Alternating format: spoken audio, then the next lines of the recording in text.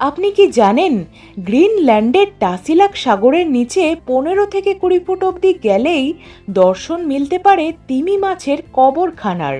কি অবাক হচ্ছেন তো? অবাক হলেও এটাই সত্যি। কারণ 2022 সালে বিখ্যাত পত্রিকা স্কুবা ডাইভিং এর বিচারে ওয়াইড অ্যাঙ্গেল ছবির বিভাগে সুইডিশ চিত্রগ্রাহক অ্যালেক্স ডাউসনের তোলা তিমির কবরখানার বিস্ময়কর চিত্রটি সেরা ছবি বলে বিবেচিত হয়েছিল। ডাউসন তার তোলা ছবিটিকে পুরস্কৃত করার জন্য স্কুবা ডাইভিং পত্রিকাকে ধন্যবাদ জানিয়েছিলেন।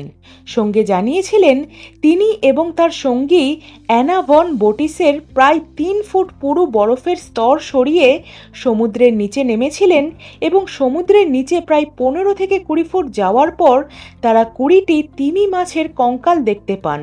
ডাউসন তার তোলা ছবিটিকে নিজের টুইটার হ্যান্ডেলে পোস্ট করলে 43,000 মানুষ তাতে লাইক দেন ও 6,000 বার সেটি রিটুইট করা হয়। একটি সংবাদ সংস্থার খবর অনুযায়ী গ্রিনল্যান্ডের ইনুইট গোষ্ঠীর মানুষেরা এমন অদ্ভুত কাজ করে থাকেন। তারা টাসিলাক সাগরে নেমে তিমি মাছের মৃতদেহ সংগ্রহ করে সেগুলির গা থেকে চামড়া এবং মাংস ছাড়িয়ে কঙ্কালগুলোকে আবার সমুদ্রের নিচে রেখে আসে। International union for conservation of nature জানিয়েছেন, বর্তমানে অনিয়ন্ত্রিত এবং অবৈধ তিমি শিকারের ফলে অত্যন্ত সংকটজনক অবস্থায় রয়েছে তিমিরা। গ্রিনল্যান্ডের টাসিলাক সাগরে বিপুল সংখ্যক তিমির মৃতদেহ পাওয়ার কারণ অবশ্য স্পষ্ট নয়।